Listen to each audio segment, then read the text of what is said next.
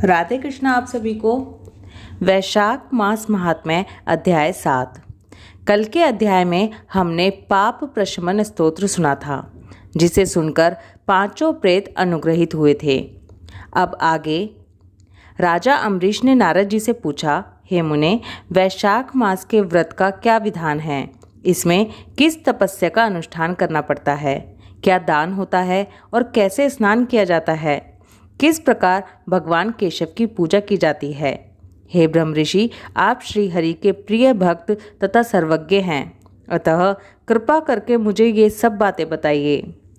नारद जी ने कहा, हे साधु श्रेष्ठ, सुनो।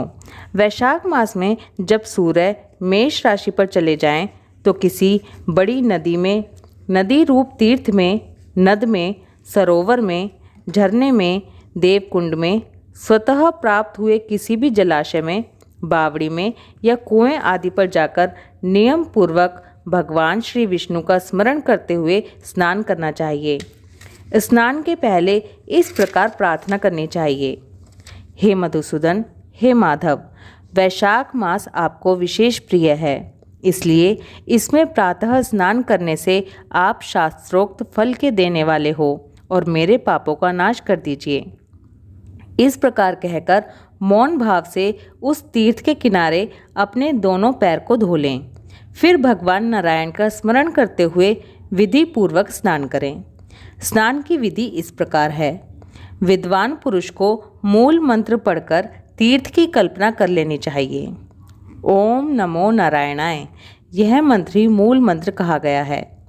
पहले हाथ में कुश लेकर विधि पूर्वक आचमन करें तथा मन और इंद्रियों को संयम में रखते हुए बाहर भीतर से पवित्र रहें। फिर 4 हाथ का चौकोर मंडल बनाकर इस प्रकार प्रार्थना करते हुए गंगा का आवाहन करना चाहिए। गंगे, तुम भगवान श्री विष्णु के चरणों से प्रकट हुई हो। श्री विष्णु ही तुम्हारे देवता हैं, इसलिए तुम्हें वैष्णवी कहते हैं। देवी, तुम जन्म से लेकर मृत्यु तक समस्त पापों से मेरी रक्षा करो। स्वर्ग, पृथ्वी और अंतरिक्ष में कुल 3.5 करोड़ तीर्थ हैं, ऐसा वायु देवता का कथन है। हे माता जानवी, वे सभी तीर्थ तुम्हारे अंदर मौजूद हैं। देवलोक में तुम्हारा नाम नंदिनी और नलिनी है। इनके सिवा दक्षा, पृथ्वी, व्यदगंगा, विश्वकाया, शिवा, अमृता, विद्याधरी, महादेवी, लोक प्रसादिनी, क्षेमकरी, जानवी, शांता और शांति प्रदायिनी आदि तुम्हारे अनेकों नाम हैं। स्नान के समय इन पवित्र नामों का कीर्तन करना चाहिए। इसमें त्रिपथगामिनी भगवती गंगा उपस्थित हो जाती हैं। 7 बार इस तरह नामों का जप करके संपुट के आकार में दोनों हाथों को जोड़कर उनमें जल लेना चाहिए और 4, 6 या 7 बार मस्तक पर डालना चाहिए। इस प्रकार स्नान करके पहले मृतिका को यानी कि मिट्टी को भी विधिवत अभिमंत्रित कर लेना चाहिए और फिर उसे शरीर में लगाकर स्नान करना चाहिए। मृतिका को यानी कि मिट्टी को अभिमंत्रित करने के लिए इस प्रकार प्रार्थना करनी चाहिए, हे वसुंधरे, तुम्हारे ऊपर अश्व और रथ चला करते हैं। भगवान श्री विष्णु ने भी वामन अवतार धारण करके तुम्हें एक पैर से नापा था। हे मृतिके, मैंने जो बुरे कर्म किए हों, मेरे उन सब पापों को तुम हर लो। हे देवी, सैकड़ों भुजाओं वाले भगवान श्री विष्णु ने वराह का रूप धारण करके तुम्हें जल से बाहर निकाला था। तुम संपूर्ण लोकों की उत्पत्ति के लिए अरणि के समान हो, अर्थात जैसे अरणि काष्ठ से आग प्रकट होती है, उसी प्रकार तुमसे संपूर्ण लोक उत्पन्न होते हैं। हे सुव्रते, तुम्हें मेरा नमस्कार है। इस प्रकार स्नान करने के पश्चात विधि पूर्वक आचमन करके जल से बाहर निकलना चाहिए और 2 शुद्ध श्वेत वस्त्र, धोती, चादर धारण करने चाहिए और इसके बाद त्रिलोकी को तृप्त करने के लिए तर्पण करना चाहिए। सबसे पहले श्री ब्रह्मा का तर्पण करना चाहिए, फिर श्री विष्णु, श्री रुद्र और प्रजापति का। इसके पश्चात देवता, यक्ष, नाग, गंधर्व, अप्सरा, असुरगण, क्रूर, सर्प, गरुड़, वृक्ष, जीव जंतु, पक्षी, विद्याधर, मेघ, आकाशचरी जीव, निराधार जीव, पापी जीव तथा धर्मपरायण जीवों को तृप्त करने के लिए मैं उन्हें जल अर्पण करता हूँ। यह कहकर उन सबको जलांजलि देनी चाहिए। देवताओं का तर्पण करते समय यज्ञोपवीत को बाएं कंधे पर डाले रहें। तत्पश्चात उसे गले में माला की भांति कर लें और दिव्य मनुष्यों, ऋषिपुत्रों तथा ऋषियों का भक्तिपूर्वक तर्पण करें। सनक, सनंदन, सनातन और सनत कुमार ये दिव्य मनुष्य हैं। कपिल, आसुरी, बोड़ू तथा पंचशिख ये प्रधान ऋषिपुत्र हैं। ये सभी मेरे दिए हुए जल से तृप्त हों, ऐसा कहकर इन्हें जल देना चाहिए। इसी प्रकार मरीचि, अत्रि, अंगिरा, पुलस्त्य, पुलह, क्रतु, प्रचेता, वशिष्ठ, नारद तथा अन्यान्य देव ऋषियों एवं ब्रह्म ऋषियों का अक्षत सहित जल के द्वारा तर्पण करें। इस प्रकार ऋषि तर्पण करने के पश्चात यज्ञोपवीत को दाएं कंधे पर करके बाएं घुटने को पृथ्वी पर टेक कर बैठ जाएं। फिर अग्निश्वात, सौम्य, हविष्मान, उष्मप, कव्यवाट, अनल, बहिर्षद, पिता पितामह आदि तथा मातामह आदि सब लोगों का विधिवत तर्पण करके इस प्रकार प्रार्थना करनी चाहिए। जो लोग मेरे बांधव ना हों, जो मेरे बांधव हों तथा जो दूसरे किसी जन्म में मेरे बांधव रहे हों, वे सब मेरे दिए हुए जल से तृप्त हों। उनके सिवा और भी जो कोई प्राणी मुझसे जल की अभिलाषा रखते हों, वे भी तृप्ति लाभ करें। इस प्रकार कहकर उनकी तृप्ति के उद्देश्य से जल गिराना चाहिए।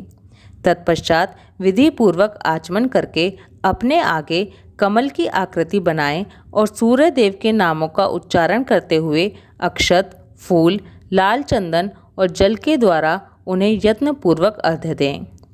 अर्घ्य दान करते समय इस प्रकार प्रार्थना करनी चाहिए। हे भगवान सूर्य, आप विश्वरूप और ब्रह्म स्वरूप हैं। इन दोनों रूपों में आपको नमस्कार है।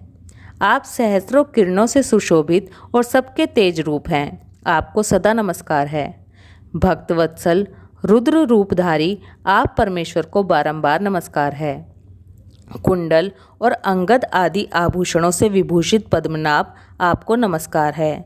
हे भगवान, आप सोए हुए संपूर्ण लोगों को जगाने वाले हैं। आपको मेरा प्रणाम है। आप सदा सबके पाप पुण्य को देखा करते हैं। सत्यदेव, आपको नमस्कार है। भास्कर, मुझ पर प्रसन्न होइए। हे दिवाकर, आपको नमस्कार है। हे प्रभाकर, आपको नमस्कार है। इस प्रकार सूर्यदेव को नमस्कार करके 7 बार उनकी प्रदक्षिणा करें। फिर द्विज, गऊ और सुवर्ण का स्पर्श करके अपने घर में जाएं। वहाँ आश्रमवासी अतिथियों का सत्कार तथा भगवान की प्रतिमा का पूजन करें। हे राजन, घर में पहले भक्ति पूर्वक जितेंद्रिय भाव से भगवान गोविंद की विधिवत पूजा करनी चाहिए। विशेषतः वैशाख के महीने में जो श्री मधुसूदन का पूजन करता है, उसके द्वारा पूरे 1 वर्ष तक श्री माधव की पूजा संपन्न हो जाती है। वैशाख मास आने पर जब सूर्यदेव मेष राशि पर स्थित हों, तो श्री केशव की प्रसन्नता के लिए उनके व्रतों का संचय करना चाहिए। अपने अभीष्ट की सिद्धि के लिए अन्न, जल, शक्कर, धेनु तथा तिल की धेनु आदि का दान करना चाहिए। इस कार्य में धन की कंजूसी उचित नहीं है।